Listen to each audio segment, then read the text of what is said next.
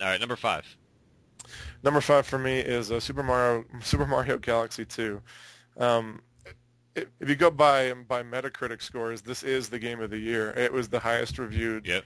game of the entire year, with good reason. I mean, Nintendo just designed this game brilliantly. Every single level feels like a new game almost, and they're always introducing new mechanics and new ways of playing. And that was almost one of the reasons that kept me going in the game is that I just wanted to see what else the developers were going to do, And whenever there's a new thing introduced, they take their time to teach it to you throughout the level, and it's just expertly crafted, and they did a great job. But I didn't have as much fun playing it as I did my top four. Yeah. Number 5 for me was Heavy Rain. Um, I know a lot of people are gonna have this like number 1, number 2. I had a lot of fun playing it. Beautifully done. I mean, if you can't play it in HD, don't bother playing it until you can play it in HD because I mean, it just was like breathtaking in HD.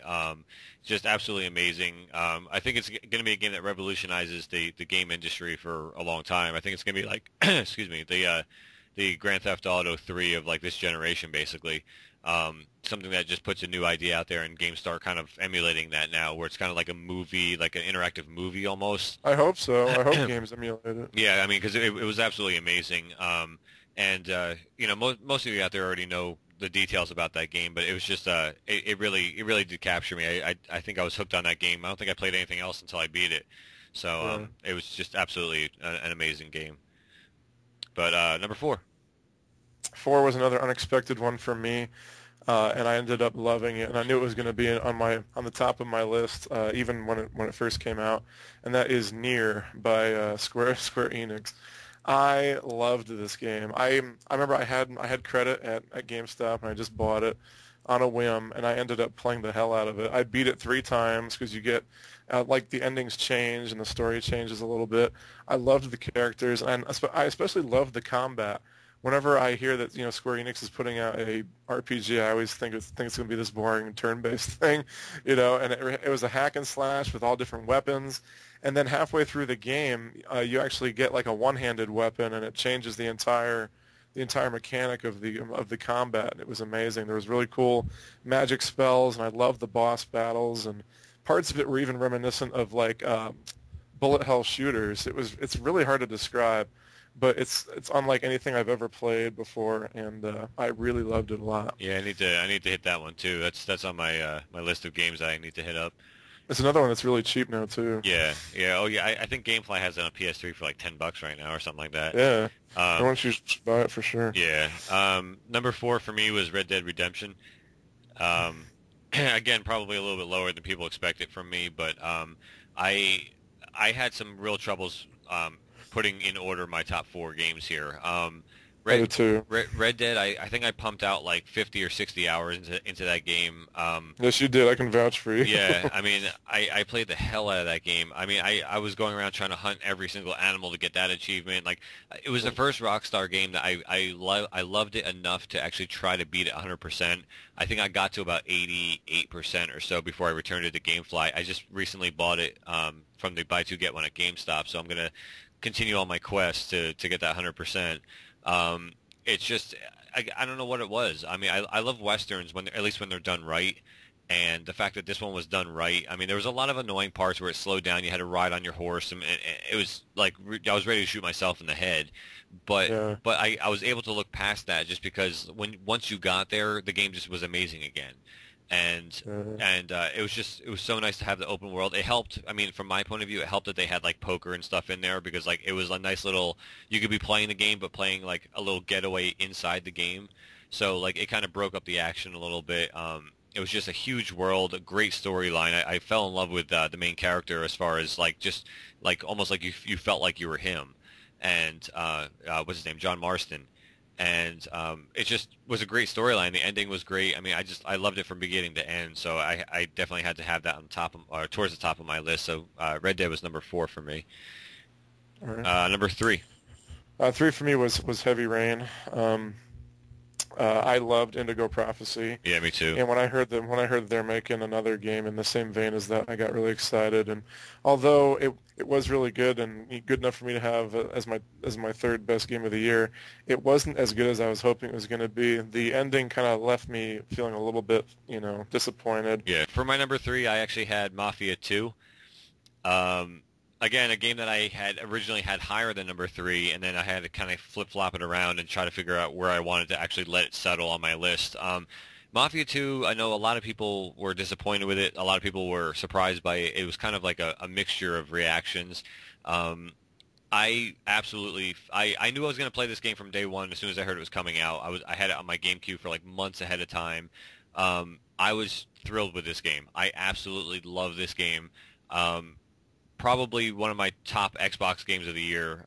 It's just, I mean, it really wasn't an Xbox game. I have it on the Xbox, but the soundtrack was absolutely amazing. The characters were easy to get into and to like kind of feel like you were them in the game.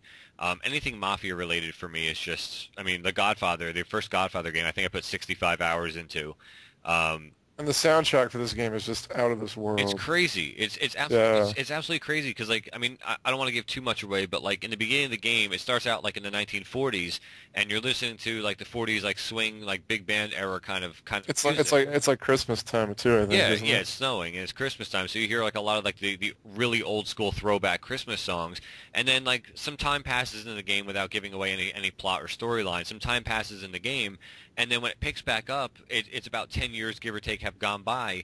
And so you're technically in the 1950s, and you're hearing, like, Buddy Holly and the Crickets, and you're hearing, like, the Cadillacs and all the oldies and the doo-wop and everything, which... The music changes depending on the time and the season. I mean, yeah, it's crazy. it's amazing. Like, it actually knows, like, what part of the game and what year you're in and what songs were actually out during that year. And it's just, like...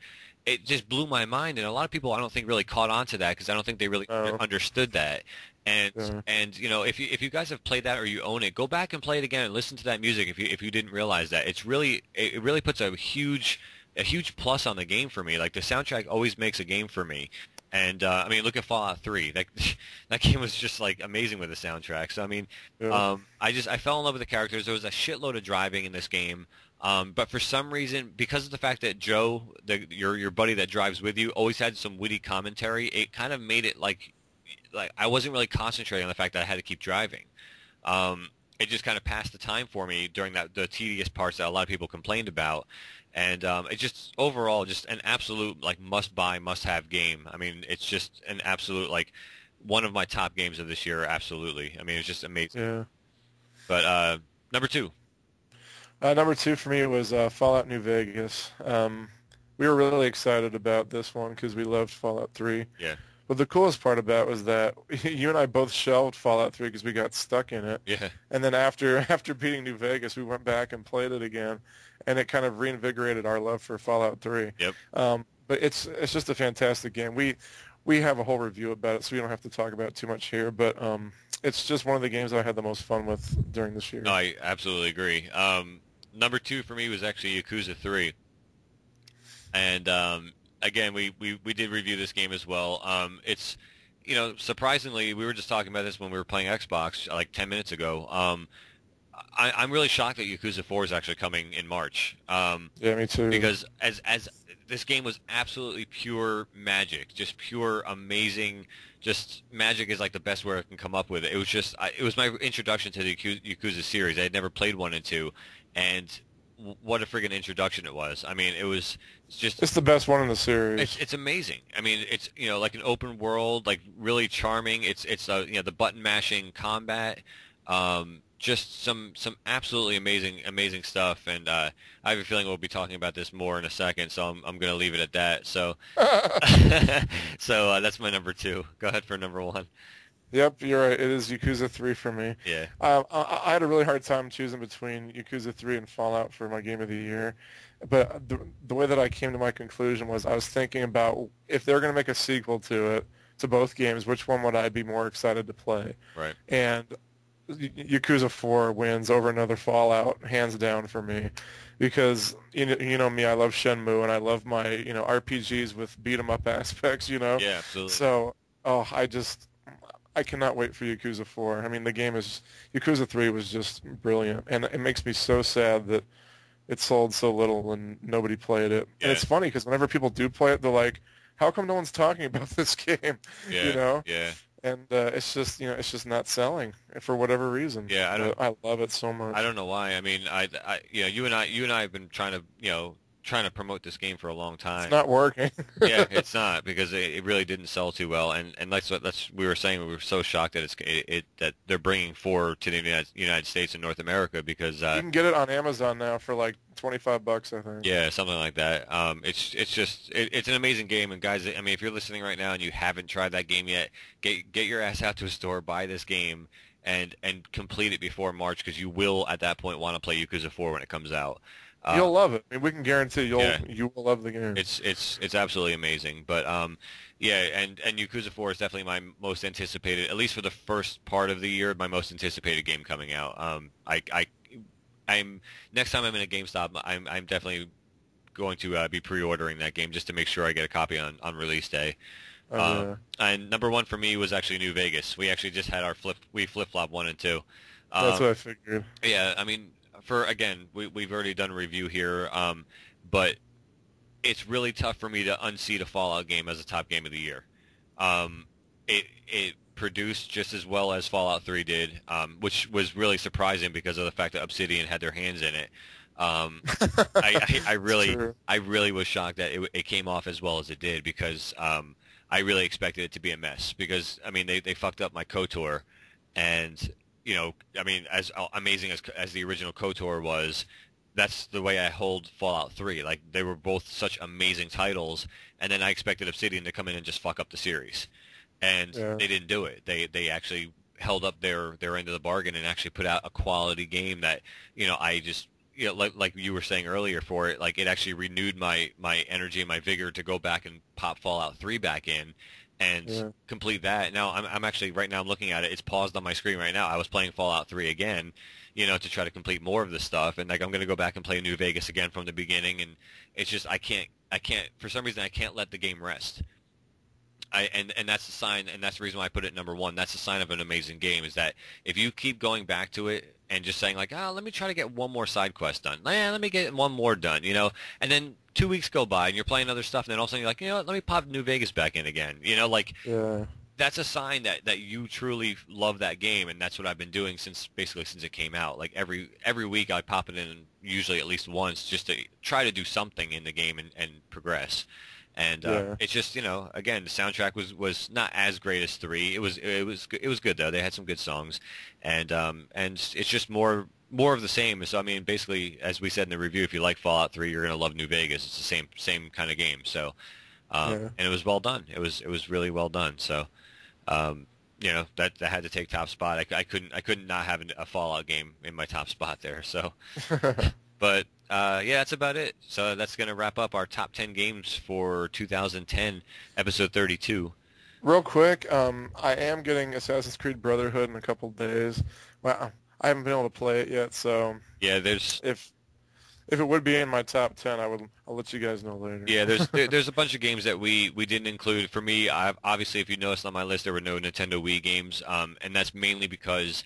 I know there's been a huge amount of games that came out for the Wii. I don't know if they would crack top 10 for me still, but I just got my Wii and really haven't played a lot of them. So, and I know you have a bunch of games coming for Christmas that recently came out that you haven't had a chance. They're all Wii games, yeah. So You haven't had a chance. We'll keep you guys posted. Yeah, so we'll definitely update it. I know I want to play Brotherhood as well. So, I mean, there may be some games that kind of squeeze in there and maybe squeeze into the top 10 somewhere. But if we have any updates to that, we'll definitely update it on our next, generic update show, like what you're playing or something. And don't bother leaving us comments about where's Reach and Call of Duty. Those games aren't for us. So. Honestly, I forgot about those 2 games. Not me. I didn't play either of them. So I played Reach, and cover your ears if you're a fanboy, but I hated it. So and Black Ops, I have no intention of playing because it just looked like crap to me. From even on the E3, I wasn't interested. So I mean. It doesn't do anything new. Yeah, as far as I'm concerned, it can go fuck itself. I don't care. I mean, I don't. I've never been a big fan of Call of Duty. I mean, how do you really feel about it? Yeah, it's my favorite. I like the same game 6 times and going online and playing Capture the Flag. Um, Every year. every year, paying $60 for the same game. That's why I don't buy. That's why I don't buy Madden every year. It's like I buy it once every couple years, and only if they actually improve something, like Call Out or Call Out. That's what I want to do at work tomorrow. Call of Duty has not done that for me. You know, like they haven't shown me anything that was worthwhile for my time. And again, that's my opinion, guys. So don't give me all the hate mail. I know you will anyway, but. But anyway, so yeah, we're going to wrap it up, guys. If we have some time at the end of this video, we're going to throw a blooper at the end. We were in the middle of recording this episode, and the fire alarm in my building went off right in the middle, and It's the funniest thing ever. I think I dropped a couple F-bombs, and yeah, you know, it's like, so funny. what the fuck was that? You know, like it's like it literally is 3 o'clock in the morning here right now, and the fire alarm in the whole building just went off. Luckily, obviously, I'm awake, but I know a lot of people aren't, so I'm sure that they're real happy right now. So yeah, they are now. Yeah.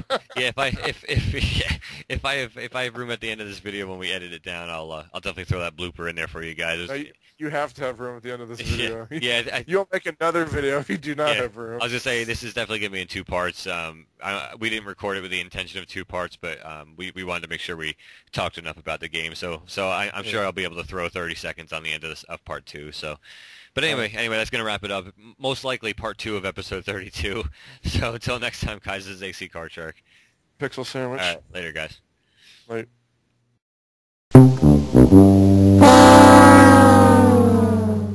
Yeah, it was definitely entertaining. I agree about the ending being a little crappy. I mean, I felt like the plot twist and the story were actually thick. Oh man, fucking fire alarm just went off. Oh, you got to keep that in. Do you hear how loud that is? Fuck yeah. At fucking 3 o'clock in the morning.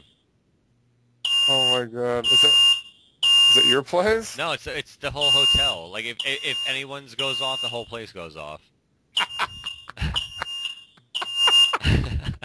That's so funny. We were actually running over on time anyway, so we should probably like at some point cut it. We'll just have to do it in like 2 parts or something. Yeah, when I edit it. Shut up. You can do like 10 through 6 and then 5 through 1. Yeah. Shut up. This is gonna go on for a little bit. You serious? Yeah. Oh, there we go. Shut off. Yay! All right. Well, I'll just keep going. Well, where were we? I had just finished talking about my number 3, Heavy Rain. Yeah, I'll cut it after you stop talking about Heavy Rain, and I'll just go to my number 3 at that point. I'll just cut out whatever the fuck I was saying. I'll just cut it out. You gotta leave some of that in there. Oh God. You have to. It's so funny.